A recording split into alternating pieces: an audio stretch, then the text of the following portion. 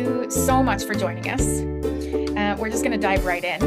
So the first question I have is, how did you come to play the flute? Well, I started in school band, like so many of us. And I think it was in grade 4 in that particular school district at the time when my class was trotted into the gym and the band played for us. And they said, "What instruments are you interested in?" And I was interested in the flute, and I was also fascinated by the glockenspiel. They had this big glockenspiel instrument.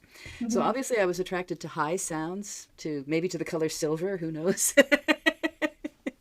Mhm. Sure. Unfortunately, the glockenspiel was extremely heavy, and I lived a fair distance from the school, and I walked to school every morning. So the flute won because it was smaller and lighter. Fair. Good answer. Good answer. Yeah. All right. So how long had you played? So you had your band Hmm. in grade 4? Yeah, that was in Nanaimo, BC, on Oh, Vancouver brilliant. Island. Oh, Yeah, yeah. okay. So we got introduced to the instruments in grade 4, and then we got to start band in grade 5. Oh, wow. Right. So Yeah. since So, then, you've been playing flute. yeah. Great. That's amazing. I won't say I've been playing flute well for all that time. You know what Was it's that like when when you you start a first band. started? You will. You will. You will be playing it well, I'm sure. Um, what is your flute journey? Because you played in band, which is the silver flute, and now you play the baroque flute. Is that right? Yeah. Well, I Oh, didn't that's great. switch. Mhm. I play everything right now. But when I started to take my music fairly seriously and played in youth orchestras and things, and did the typical trajectory of a flute player and went to university. And in the middle of my undergraduate degree, Barthold Kuiken came to town, and I was introduced to the baroque flute by one of the best baroque flute players in the world, and I just fell in love with the sound. It was the flute, but it wasn't the flute. It was a completely Mhm. different voice. Haunting. It's Yeah. really elusive, Um, kind of. Mhm. it's hard to use words to describe sound, which is Mhm. probably why we all play instruments now. Sure. Yes. So we can express But I ourselves. fell in love with the sound, and my prof at UBC also played Baroque flute. So when I showed an interest, I was allowed to take it as a secondary instrument. And then I participated in the Vancouver Society for Early Music summer workshops, and I got to study with Wilbert Hazelzet, who was at that time playing with Musica Antiqua Köln in the Amsterdam Baroque Orchestra. And I had a couple of summer programs where I got to study with him for a couple of weeks. And My goodness.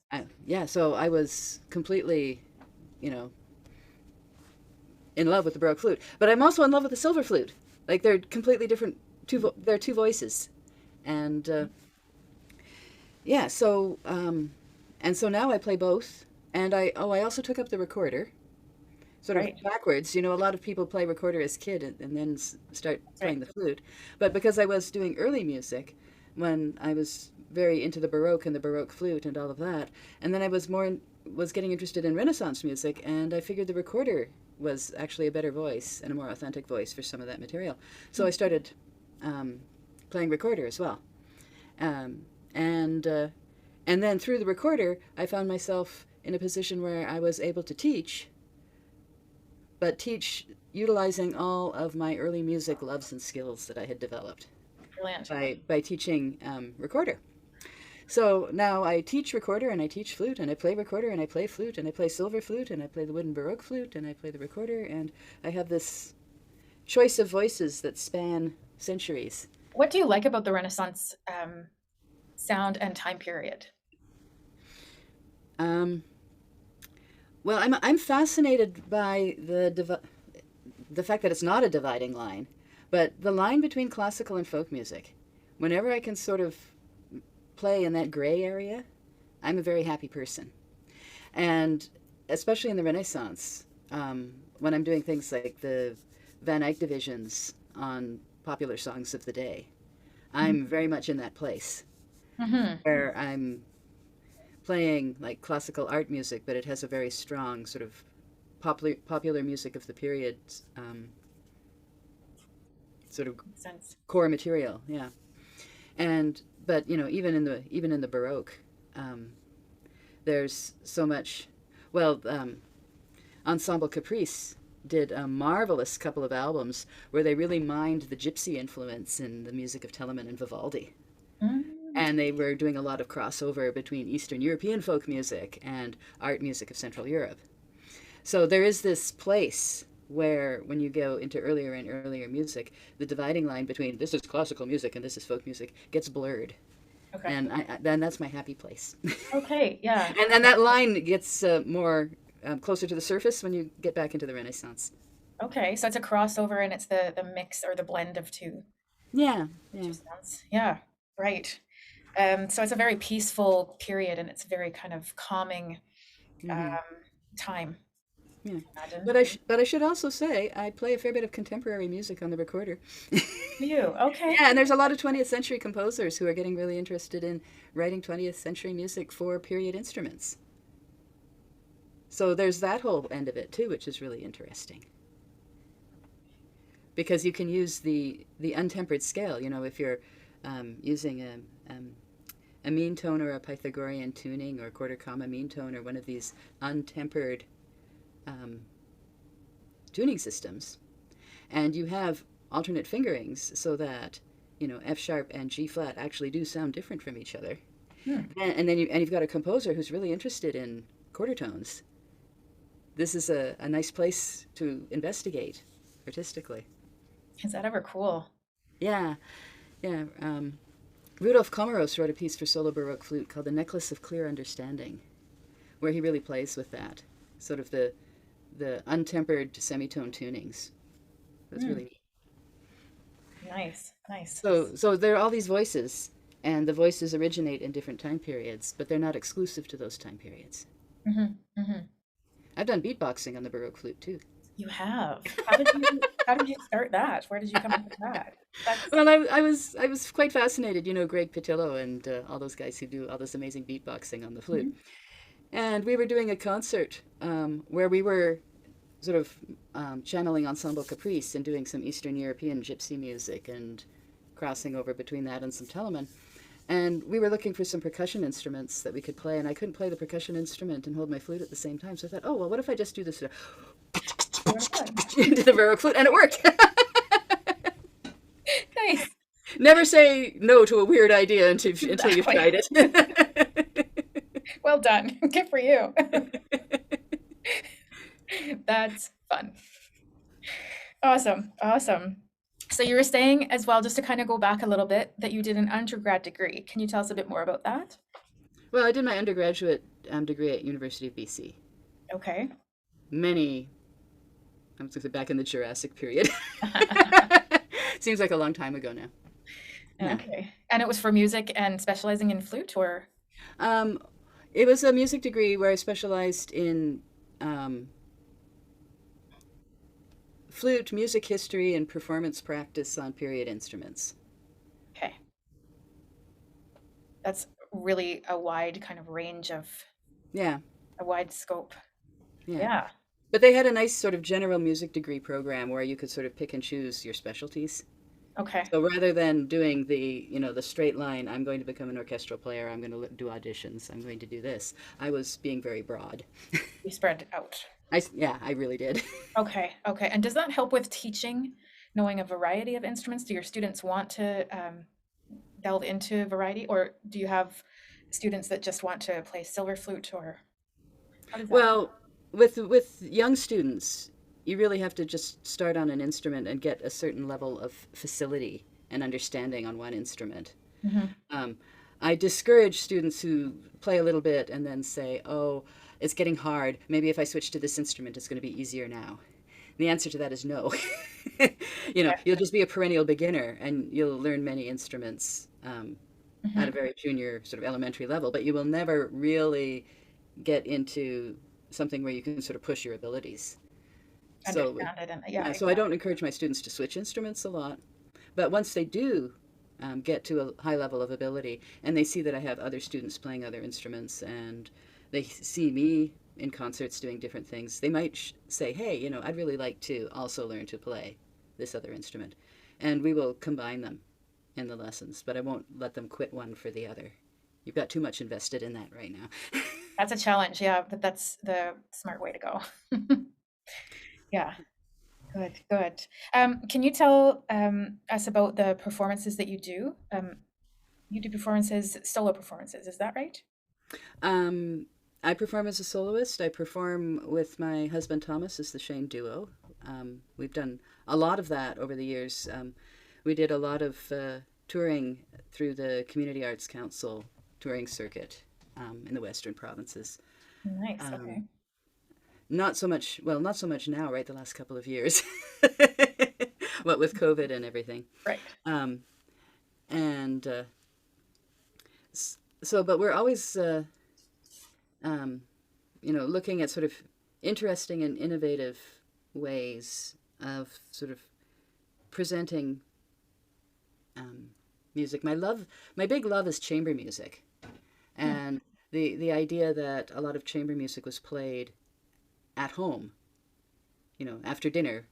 People would just pull out the instruments they could play and play all this wonderful Nice. stuff. Because, of course, we didn't have stereos and MP3 players and things like that in those days. So everybody just played. And it was much more part of our general lifestyle. It wasn't like this special extra thing over here on the side that you did. It was more integrated. That's the word I'm looking for.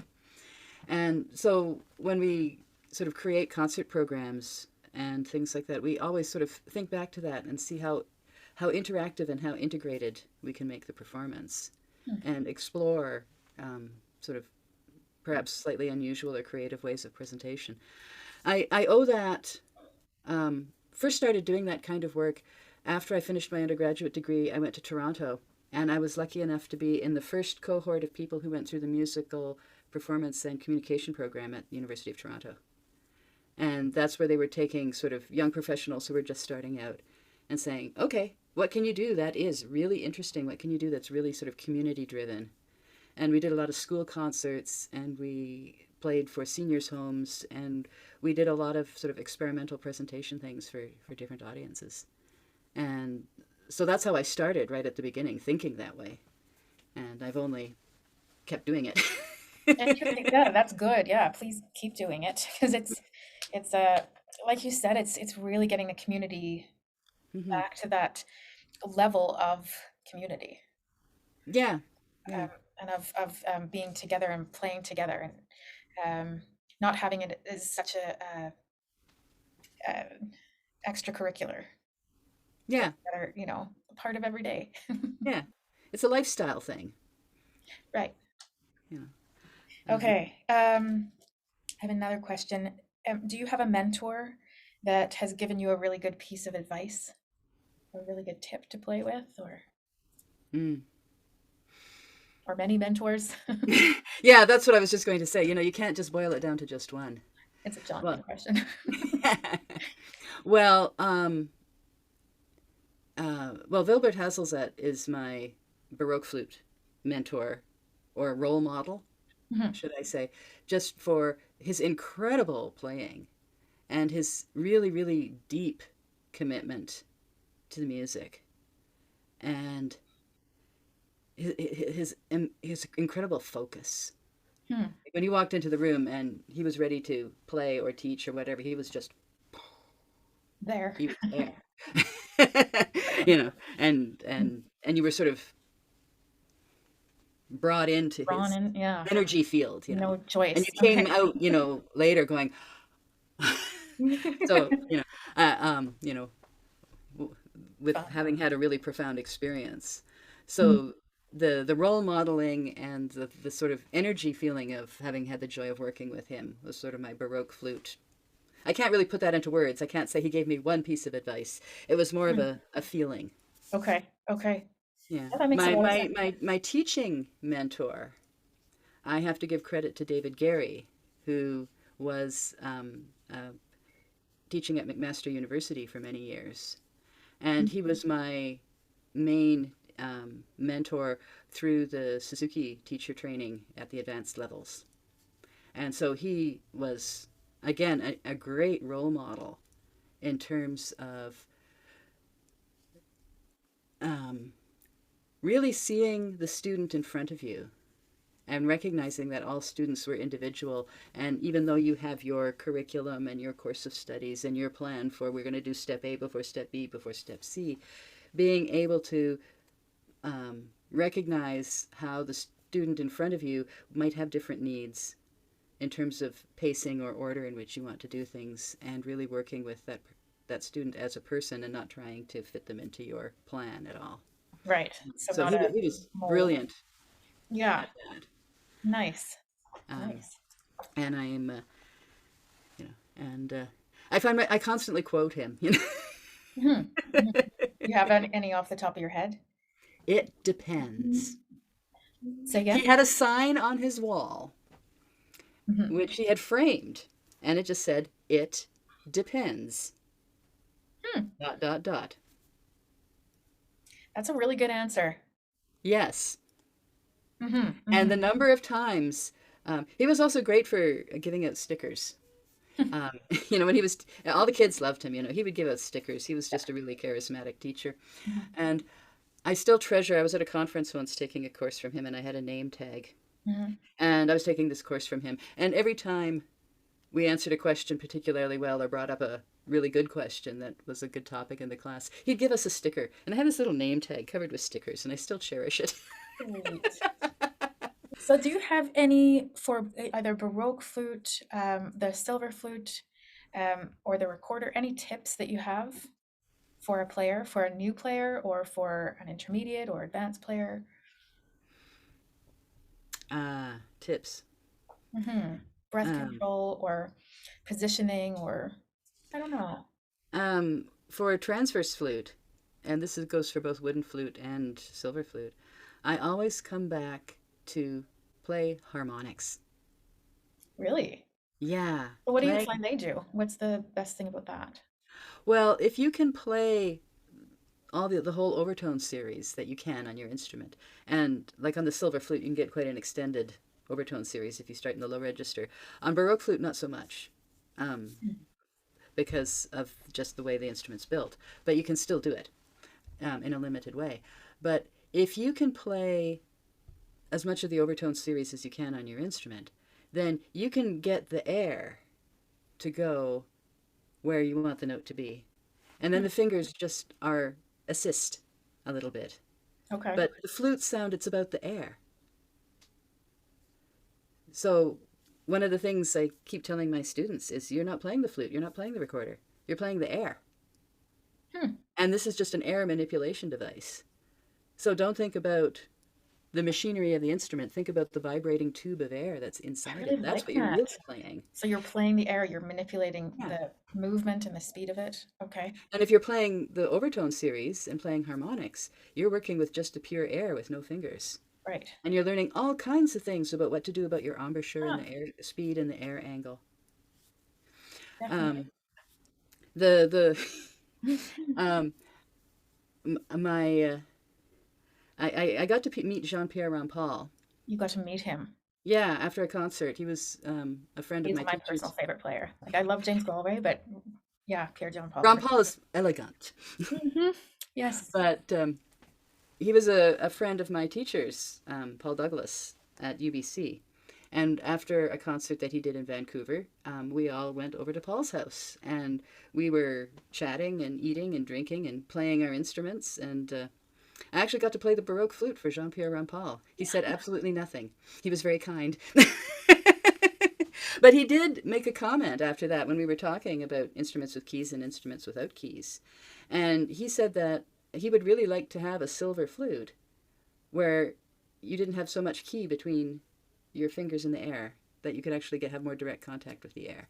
Because Mm. he was sort of on that same wavelength about it's all about the air and what you're Okay. doing to manipulate the air. And he had a thought that an instrument with sort of larger tone holes, perhaps.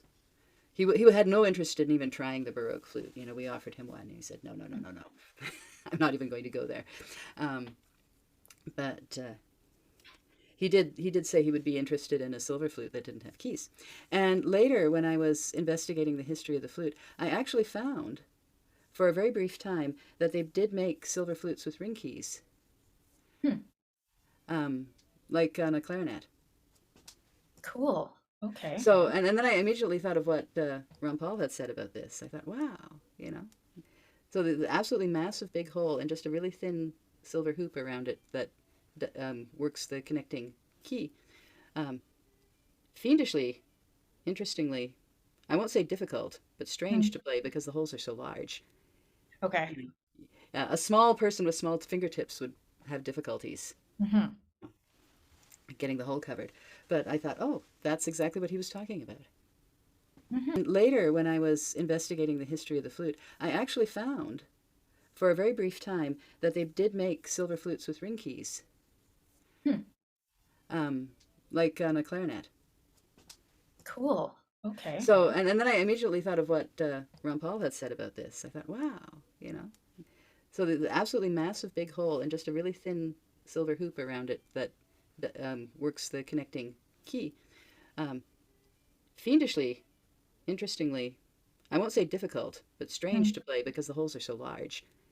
Okay. You know, a small person with small fingertips would have difficulties Hmm. getting the hole covered. But I thought, oh, that's exactly what he was talking about. Hmm. Interesting. So, that's really cool. That's really good to know. Thank you. Anyway, that's, Thank you so much. but that's a digression. Anyway, harmonics, Yes. overtones. Right, Play right. the air, not the flute, or the Okay. flute back. If you're talking about the recorder, you're still. It's all about the vibrating air column. Good. Okay. Yeah, that makes sense. Thank you. Do you have any performance advice? Get out there and play. Advice. Well, Experience. Get out there and okay. I used to have debilitating stage fright. I used to I do. shake when I Interesting. performed. Okay. Um, um, when I did my juries in my undergrad, I was shaking so much the instrument was. It felt like it was, and I Here. had, and my knees were shaking, and I was just a wreck. I had a really horrible time. Okay. Um, and so I got together with some friends, and we created a group and hired ourselves out to play for weddings. And we played 2 or 3 weddings every weekend for a summer. And after that, nothing scared me anymore. Super smart. Well done. Yeah, no kidding. Yeah. you know, That's really good advice too. If you're scared, if you are, or wanted to get over something, then just go to it and do it, yeah, right? yeah. But and so often we get hung up in this perfectionist thing Hmm. where we're not ready to play it yet. We're not ready to play it yet. We're not ready to play it yet, and we never take advantage of an opportunity to get out there and actually, play for people. And that's a downward spiral. If you're, um, as they say um, in the startup community, just ship. It's like a first iteration of your product, just ship. And there will be a second iteration that will be better, so then ship that. Yeah, makes sense. And we need to, and I'm not saying that people should be running around going out there and playing unprepared performances. Don't misunderstand me. But there's a point where you just have to get out there and play and learn from that before you can take your next step. Yeah, that makes sense. So that's my advice is just do it. Good. Um, our last question. Tell us something we don't know about you.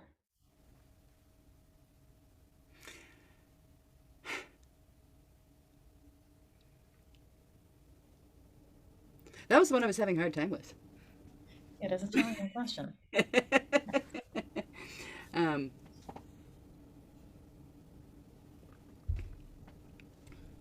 um, if you want to keep it sort of flute related, um, a lot of people don't know that I travel, or at least before COVID happened, I was traveling regularly to Peru and Ecuador to teach at several festivals there. And there's a wonderful school in Ecuador called INEPE, um, which provides a wonderful educational experience in Quito for kids who are part of a poorer community. Um, and I've had the opportunity to work with those people a few times, and it was just really quite wonderful. We were talking earlier about involving the whole community in what you're doing, Yeah. and they were just so they had created such a beautiful community around their school. It was brilliant. It was very inspiring. So How there's did a you flute start related thing. that? How did you think about um, going to start that type of community and to be kind of the teacher for, somewhere across the sea, going going all the way over there. What sparked that as an interest? Well, actually, that started when I became a teacher trainer for the Suzuki Association of the Americas. And so I quite often get asked to travel places to offer teacher training courses. You seem like a teacher trainer to me. I would have pegged you as that. um, yeah, well, I'm interested in pedagogy, as a Right. process. But yeah, so, that's been a really, really good experience and very gratifying because, if you really want to make a difference Hmm. in the world, Yes. um, if I can help one teacher Yeah. have better access to resources and materials and ideas and methods that will help them, that teacher will then go out and work with more students than I would ever be able to work with just as an individual. Exactly. And if this can also be bringing a higher quality of education to areas that may not have access to it, that's even better. Indeed. Okay, you know what? We're going to leave it there for now, Kathleen. I want to thank you so much on behalf of the EFA for your information and for letting us pick your brain. It's a pleasure. Like I It's said, been I'm a always delight.